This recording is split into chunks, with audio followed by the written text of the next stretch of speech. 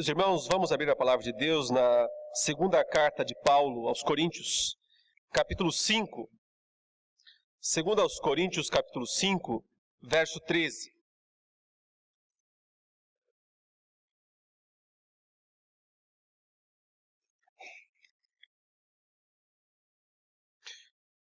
Segunda aos Coríntios, capítulo 5, ou melhor, verso 14.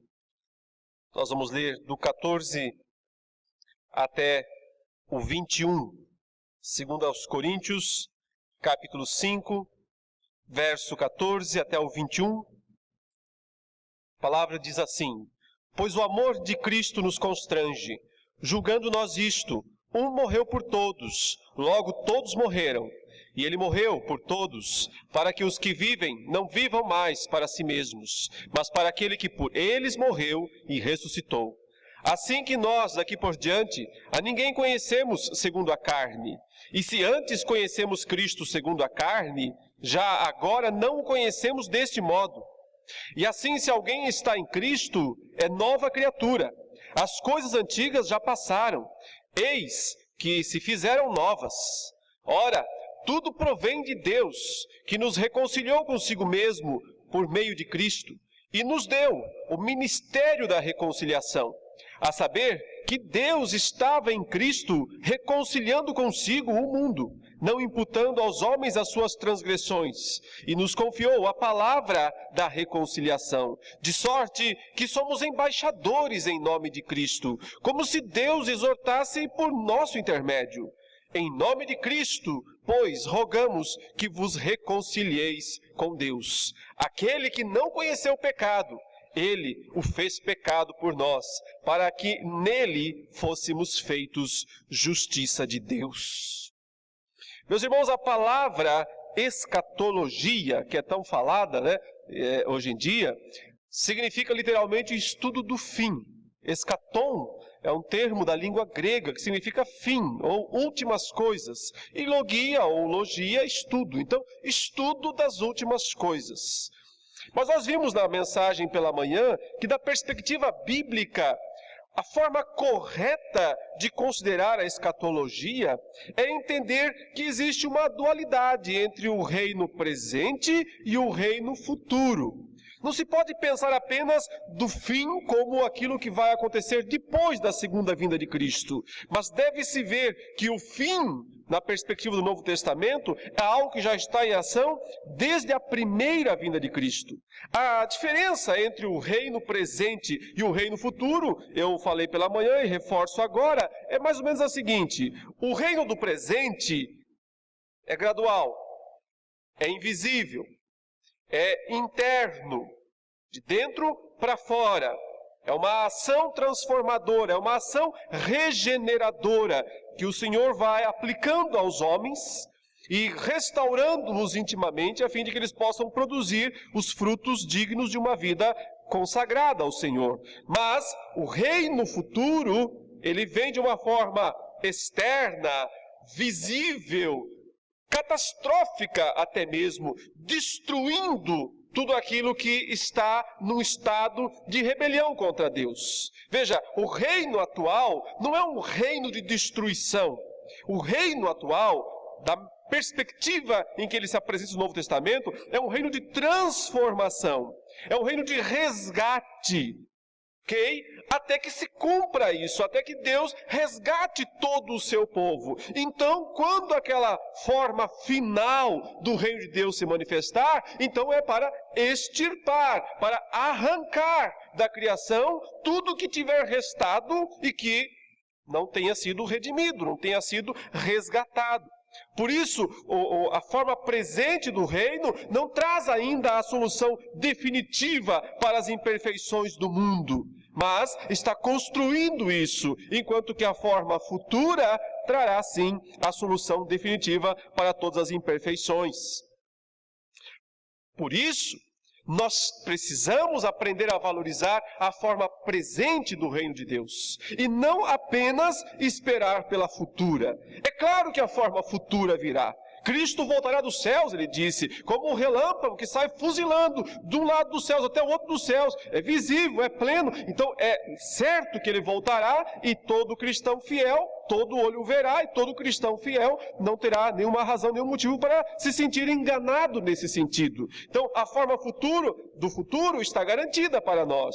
Mas nós precisamos, antes disso, entender a forma presente e nos alegrarmos nesta forma presente do reino de Deus. A nossa alegria e esperança, portanto, elas não podem vir apenas da expectativa do futuro, de quando não haverá mais lágrimas, mais choro, luto ou pranto, mas também deve estar no fato de que agora mesmo o reino de Deus está em ação neste mundo, de forma vitoriosa, de forma gloriosa.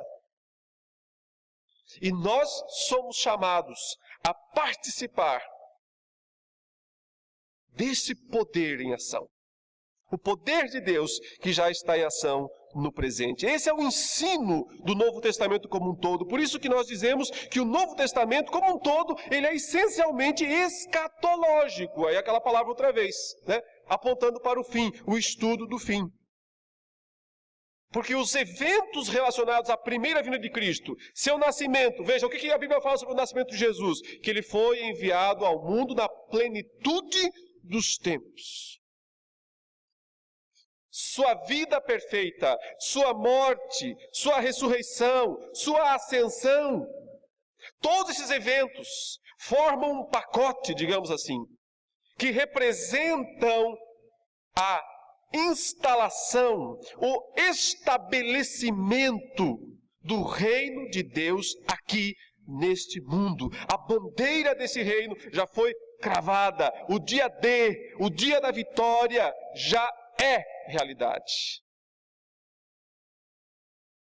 Permanece futuro ou futura a consumação disso.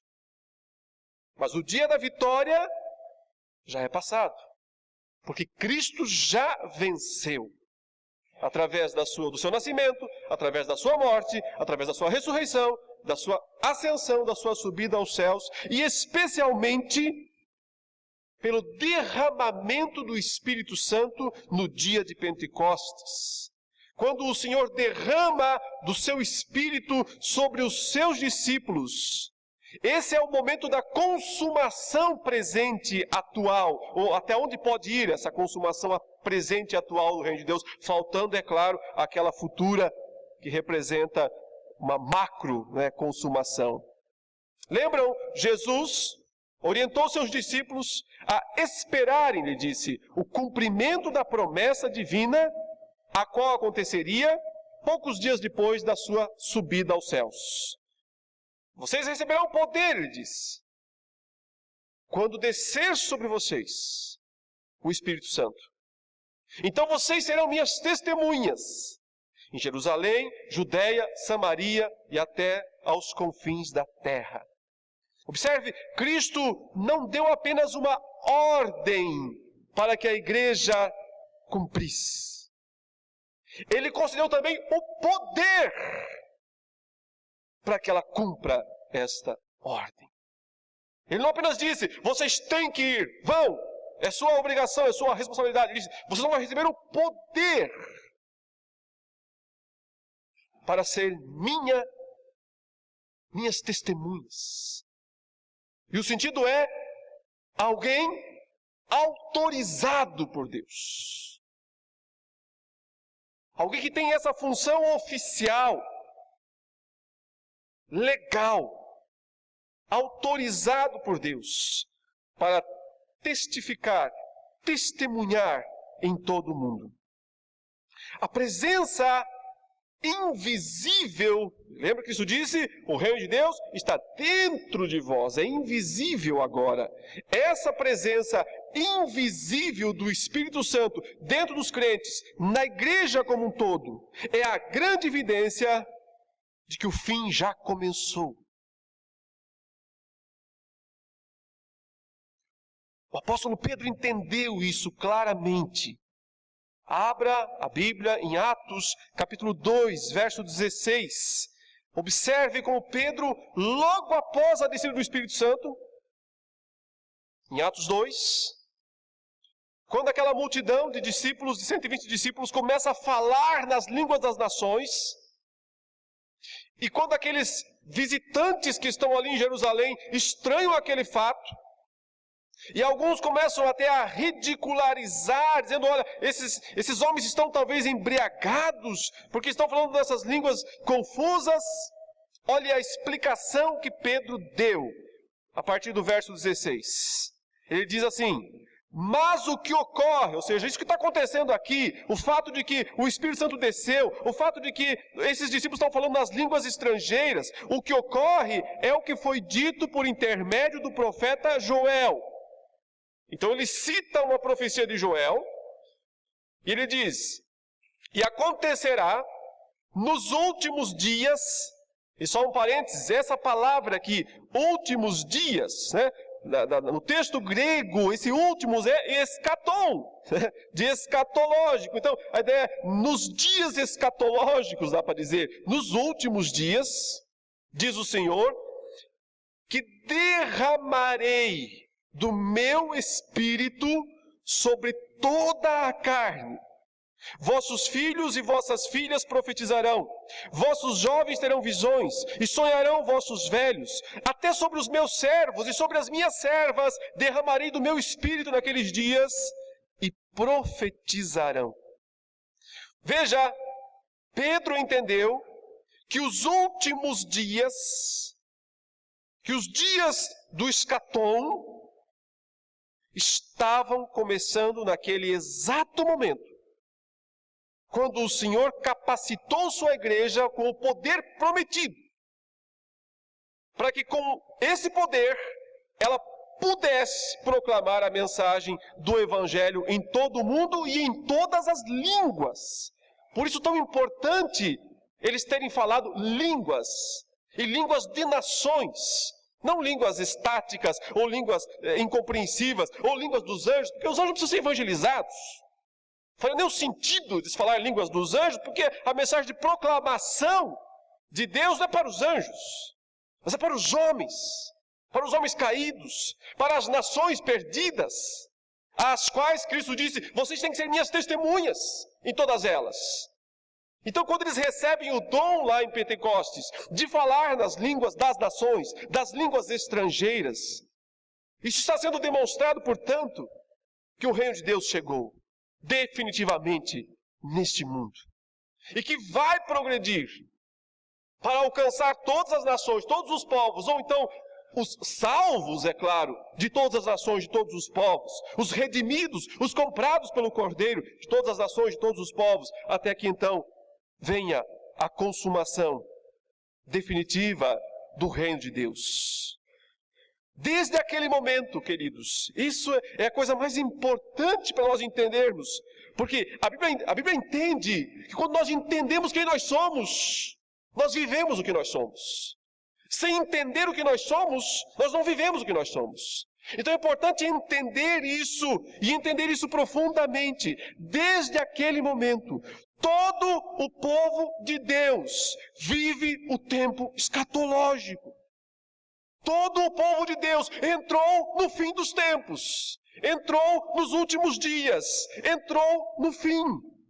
E tem à sua disposição o poder necessário para cumprir a missão neste mundo. É isso que nós somos, é essa a nossa função, é esse o nosso status. Entender é fazer. Para o Novo Testamento, eu preciso entender quem eu sou, eu preciso compreender quem eu sou, para então viver o que eu sou. É preciso entender que nós estamos vivendo o fim. Nós estamos no fim dos tempos. O fim dos tempos começou com Cristo, na sua primeira vinda. Esses são os dias escatológicos, esses são os dias da redenção, esses são os dias da transformação que Deus está oferecendo ao mundo inteiro. Não existe mais, meus irmãos, uma classe especial de profetas, ou sacerdotes, ou reis autorizados, como havia no Antigo Testamento. Os quais então lá eram os únicos que podiam realizar a obra de Deus pelos outros.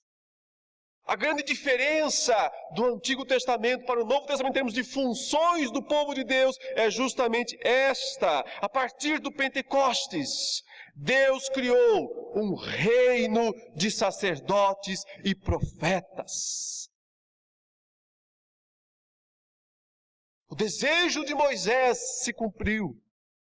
Quem dera todo o povo fosse profeta. O desejo de Moisés se cumpriu, sim, porque o povo de Deus no Novo Testamento é um reino de sacerdotes e de profetas. Por isso Pedro escreveu em sua carta: vós, porém, sois raça eleita, sacerdócio real, nação santa, povo de propriedade exclusiva de Deus. Para quê? Para profetizar, a fim de proclamardes as virtudes. Exatamente o que os apóstolos e discípulos falaram no dia de Pentecostes. As multidões reconheceram como eles estão falando em nossa própria língua as grandezas de Deus. É isso que Pedro está dizendo. Nós somos agora essa raça eleita, esse sacerdócio real, essa nação santa, esse povo de propriedade exclusiva de Deus, a fim de proclamardes as virtudes daquele que vos chamou das trevas para a sua maravilhosa luz. Isso é 1 de Pedro 2,9. Deus concedeu à sua igreja o poder de ser uma nação santa, ou a nação santa que Israel, a função que Israel ocupava no Antigo Testamento. Uma nação transformada, porque o poder do reino agora é interior, transformando os corações, até que no final ele será externo. Porém, esse poder é para ser compartilhado com outros. Quando nós, como profetas, proclamamos as virtudes desse Deus que nos tirou da escravidão do pecado, que nos tirou da escuridão, do império das trevas, e nos transportou para o reino do Filho do seu amor, no qual temos, pelo seu sangue, a redenção. E assim, como Cristo disse, esse reino vai se espalhando como um fermento que aos poucos vai levedando, ele disse, toda a massa. Sim, meus irmãos, nós já estamos no fim dos tempos, porque o fim dos tempos começou quando Jesus veio aqui a este mundo. Veja mais algumas passagens que confirmam isso, até nós voltarmos para o texto inicial. 1 de Pedro, capítulo 1, verso 18 até o 20.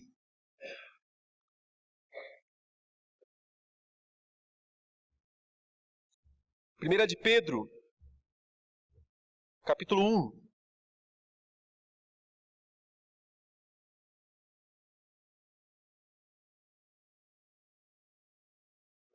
Verso 18.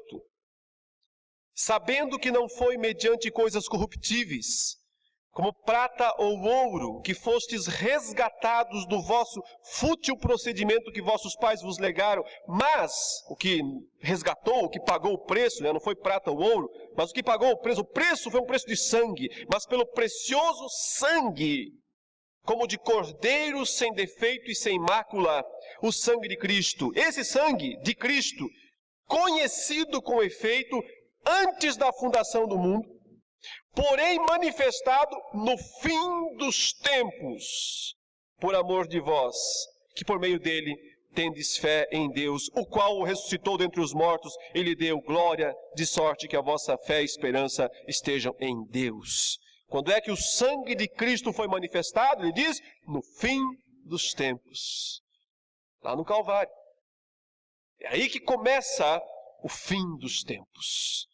Nós já vivemos, sim, o fim dos tempos. Toda a igreja experimenta o fim dos tempos desde que Cristo veio.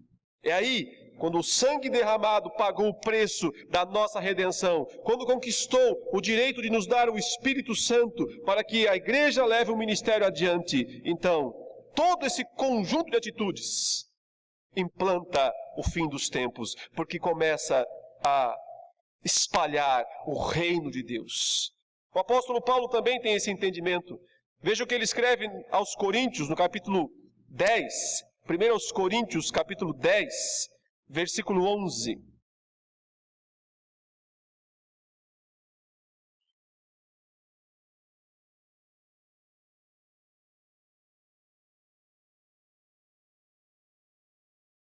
Primeiros Coríntios capítulo 10, versículo 11, Paulo vem falando até esse ponto da passagem sobre os maus exemplos dos israelitas que viviam a versão do reino do Antigo Testamento, mas se tornaram murmuradores, colocaram o Senhor à prova, foram imorais, etc.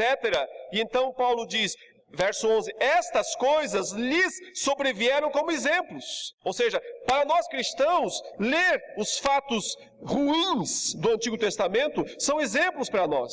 E foram escritas para advertência nossa, de nós outros, sobre quem os fins dos séculos têm chegado. Os fins dos séculos têm chegado. O ensino do Novo Testamento é esse. O fim dos séculos, o fim dos tempos, os últimos dias, são expressões que aparecem em todo o Novo Testamento, apontando para a primeira vinda de Cristo. É aí que se tem início, o fim dos tempos. Por isso, meus irmãos, nós já estamos vivendo esse fim dos tempos. E agora nós temos que entender mais profundamente isso.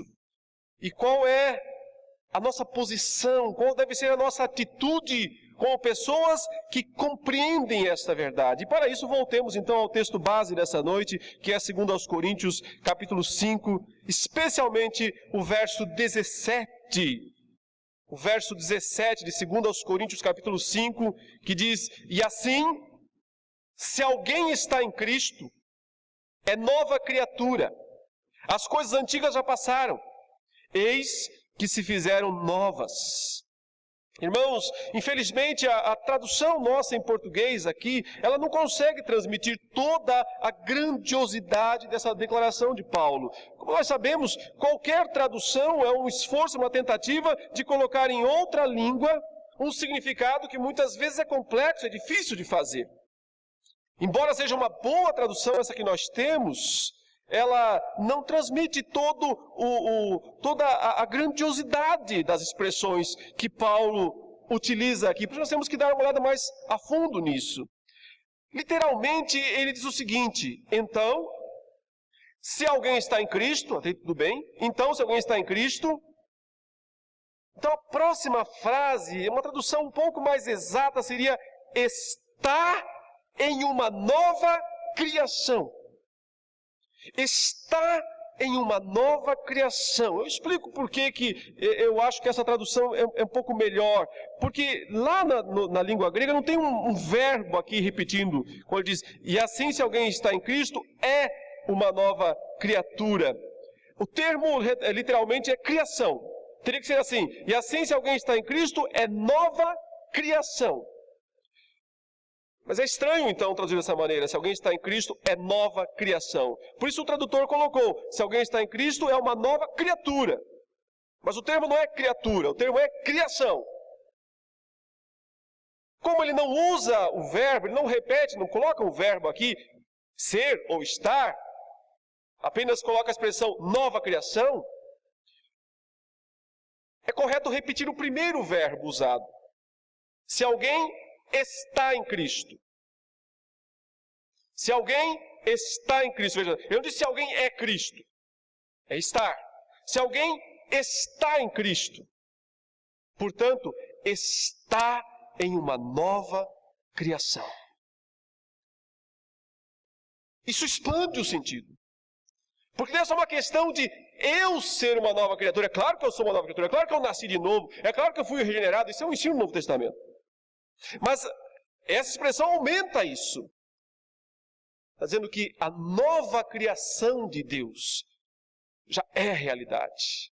Ainda que embrionariamente. Ela já está em ação no presente. Aquele futuro glorioso, o mundo vindouro, o novo céu e a nova terra. Um pouquinho daquilo. É como que trazido para o presente, lá do futuro, é antecipado para o presente. E nós vivemos nisso. Porque esta nova criação é o próprio Cristo. Ele é o próprio reino. Por isso ele fala, se alguém está em Cristo, porque está nele, está em uma nova criação. Já agora, nesse momento, no presente, desfruta do status de estar na nova criação de Deus. Por isso ele diz, a velha ordem passou. E esse é o sentido de as coisas antigas. A velha ordem. Uma palavra só que ele usa. A antiguidade. A velha ordem foi-se embora. Acabou. Ele diz então, olhe. É uma interjeição no texto. Veja. Admire isso. Uma nova era começou. Então, para poder traduzir tudo que Paulo usa nessa expressão, tem que usar muitas palavras, muitas frases. Né? E é por isso que o tradutor acaba sendo sintético, ele precisa cortar mesmo, senão ele vai aumentar demais, vai ficar uma tradução muito grande. Se alguém está em Cristo, está em uma nova criação. A velha ordem passou. Olhe, admire. Uma nova ordem, uma nova era acabou de começar.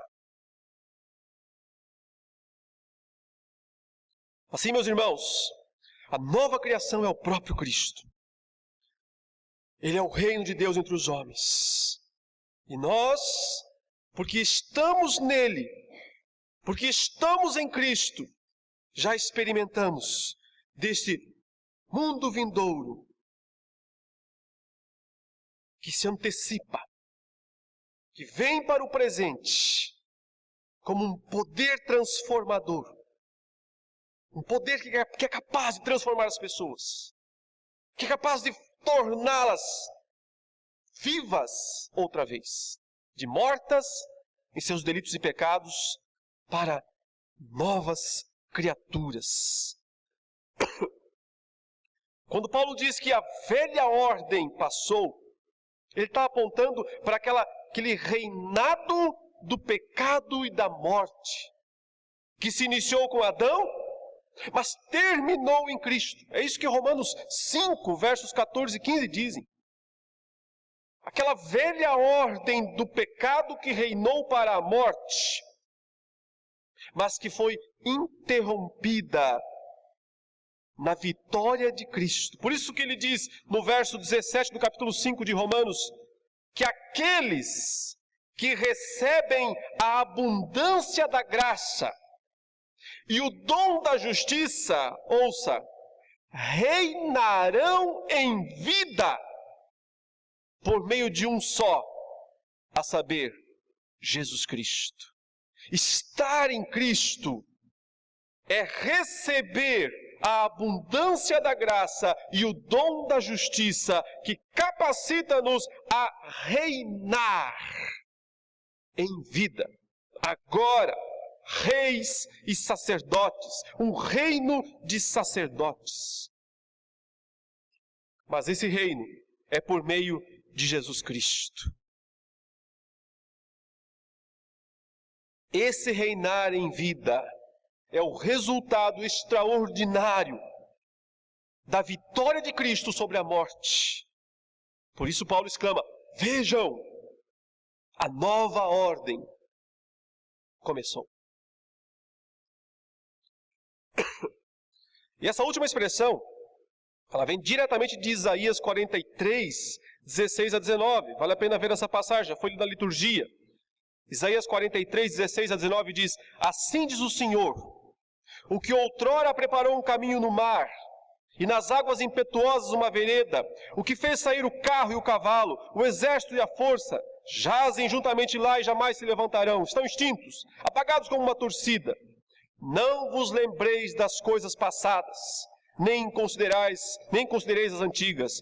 Eis que faço coisa nova, que está saindo à luz. Porventura não o percebeis? Eis que porei um caminho no deserto e rios no ermo. O que Isaías está dizendo é o seguinte: o povo de Israel tinha no passado o grande marco da sua redenção, a passagem pelo Mar Vermelho. Aquilo para eles era a nossa cruz, era o nosso Calvário, era o grande marco da salvação, da redenção do Antigo Testamento, né? A 10ª praga do Egito, Deus abre o Mar Vermelho, eles passam, os egípcios morrem todos lá no mar. Sempre olhavam para o passado, aquilo lá é o grande ato de Deus. Então ele diz: não, vocês podem agora parar de olhar para o passado, porque Deus vai fazer outro grande ato assim. Não olhem para as coisas antigas, mas entendam que eu faço coisa nova. No primeiro momento, essa coisa nova que Deus promete fazer é trazer o povo de volta do cativeiro babilônico para Jerusalém, e libertá-lo do exílio e trazer de volta. Mas aquilo nunca cumpriu plenamente essa promessa do eis que faço algo novo. Preciso de uma coisa maior para cumprir. O próprio Isaías anteviu e disse: o Senhor fará um novo céu e uma nova terra. Aí está a coisa nova. Aí está o eis que faço tudo novo. João entendeu isso. Apocalipse 21. Vi novo céu e nova terra, pois o primeiro céu, a primeira terra passaram, o mar já não existe. Vi a nova Jerusalém que desce do céu. Aí está a coisa nova, aí está o novo de verdade, novo céu, a nova terra. Quando então Paulo aqui diz: aquele que está em Cristo está na nova criação, ele está dizendo, já é um cidadão do novo céu e da nova terra. Já carimbou o passaporte, já ganhou a certidão de nascimento, já está registrado nos livros daqueles que vivem o livro da vida. É um cidadão do novo céu e da nova terra.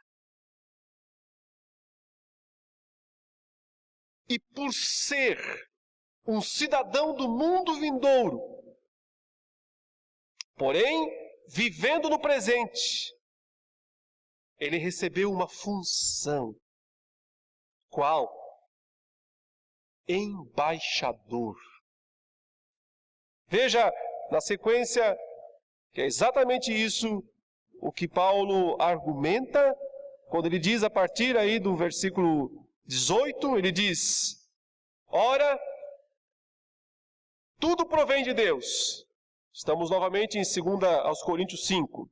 Ora, tudo provém de Deus, que nos reconciliou consigo mesmo por meio de Cristo e nos deu o ministério da reconciliação, a saber que Deus estava em Cristo, reconciliando consigo o mundo, não imputando aos homens as suas transgressões, e nos confiou a palavra da reconciliação, de sorte que somos embaixadores em nome de Cristo, como se Deus exortasse por nosso intermédio. Em nome de Cristo, pois rogamos que vos reconcilieis com Deus. O que há de mais extraordinário nessas palavras de Paulo é justamente o fato de que a reconciliação de Deus com o mundo, que está em Cristo,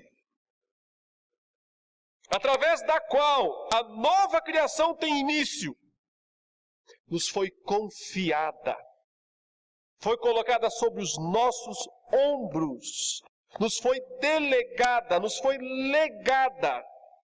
2 vezes ele disse no texto. Deus nos deu o ministério da reconciliação. Deus nos confiou a palavra da reconciliação.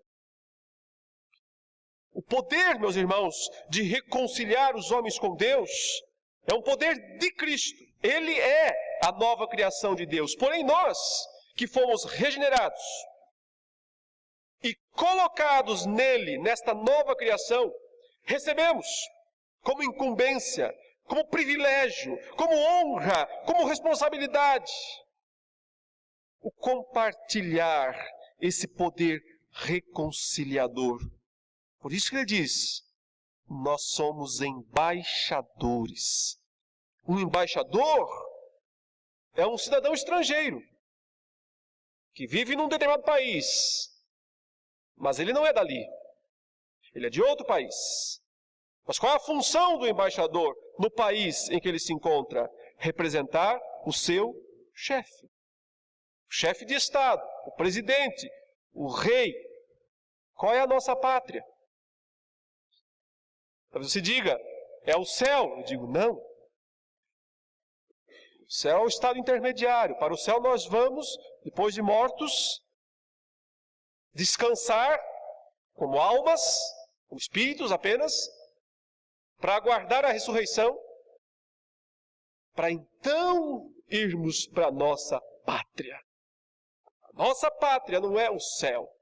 A nossa pátria é o novo céu, a nova terra, o mundo pós-ressurreição, depois da ressurreição, depois da segunda vinda de Cristo.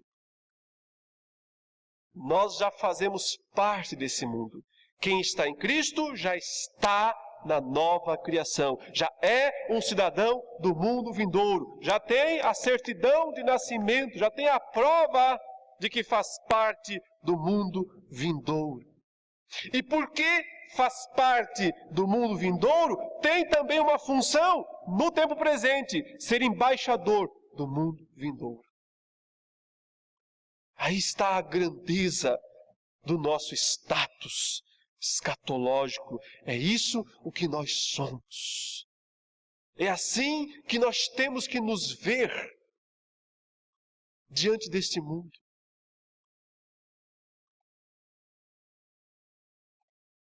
Nos enredarmos com as coisas desse mundo é nos rebaixarmos do nosso status de embaixadores. Nos deixar fascinar pelas coisas transitórias, inúteis desta era. É trocar a cidadania da Nova Jerusalém, do novo céu e nova terra, por uma cidadania terrena, transitória, imperfeita, incompleta. Nós representamos a autoridade reinante do universo. Se já estamos por antecipação nessa nova criação de Deus, o novo céu e a nova terra, então nada desta terra, deste mundo, desta era, desta época vai estar à nossa altura. Isso não é orgulho, isso não é ego, muito ao contrário. O fato, meus irmãos, é que nós somos cidadãos de um mundo plenamente reconciliado com Deus. Nós já somos cidadãos de um mundo livre de dores, de pecados, de temores, de perversões, que é o mundo vindouro. Mas nós temos ainda que viver neste mundo. Então, só uma postura para nós. Embaixadores. Estamos na nova criação. Devemos ser embaixadores da nova criação, aqui ainda, para os homens que vivem a velha criação. Nós já experimentamos o poder dentro de nós mesmos, ainda que de forma invisível. Como Cristo disse, o reino é invisível agora, ele está dentro de vós. mas Ele nos transformou. Ele nos regenerou. Ele nos deu uma viva esperança. Agora cabe-nos a tarefa sublime de acrescentar mais cidadãos ao mundo vindouro.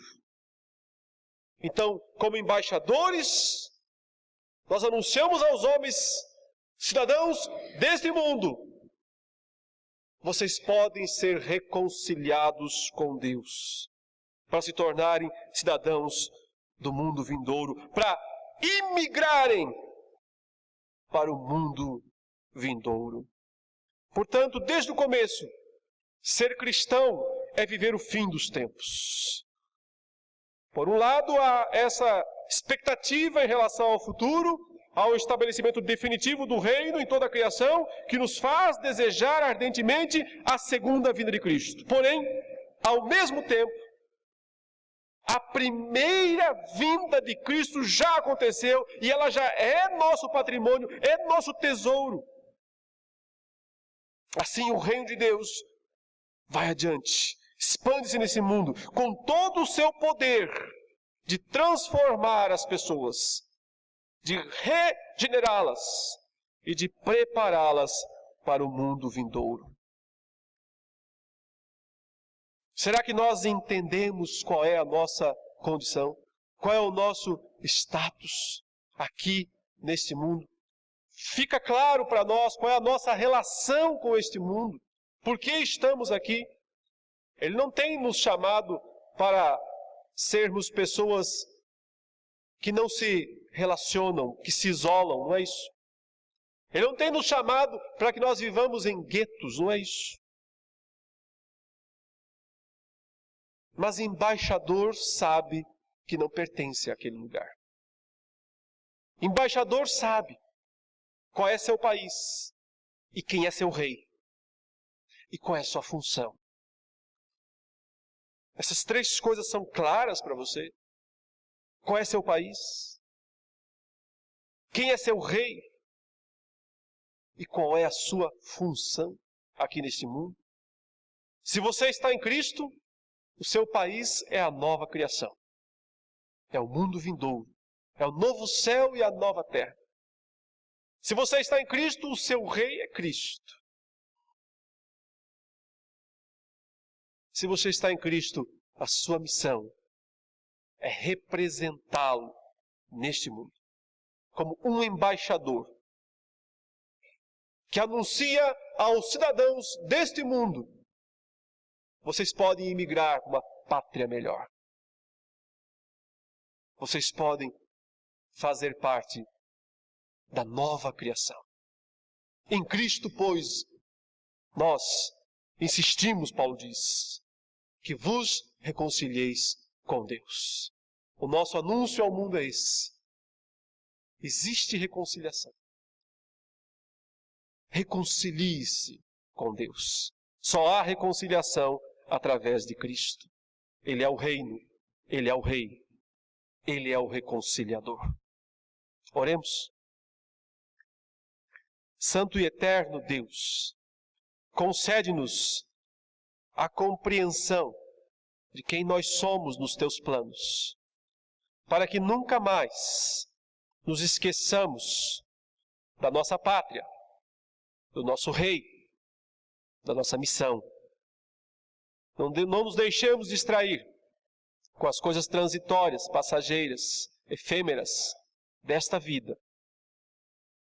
Mas ao mesmo tempo, com os corações cheios de misericórdia deste mundo decaído e de tantas pessoas que seguem na escuridão, nas trevas e na escravidão do pecado e da morte, tenhamos a coragem, pois que o poder nós já temos, de anunciar a elas que há uma reconciliação. Como embaixadores de Deus e de Cristo, que nós sejamos verdadeiras testemunhas de Jesus, cheios do poder do Espírito, da vida de santidade e da palavra da graça, para fazer diferença em nossa geração. Tudo isso te pedimos, humildemente suplicamos, para que possamos contribuir com o teu reino, nos alegrando nele, desfrutando do poder dele e da esperança que dele provém. Em nome de Jesus, nosso Senhor amado, é que nós oramos. Amém, Senhor Deus.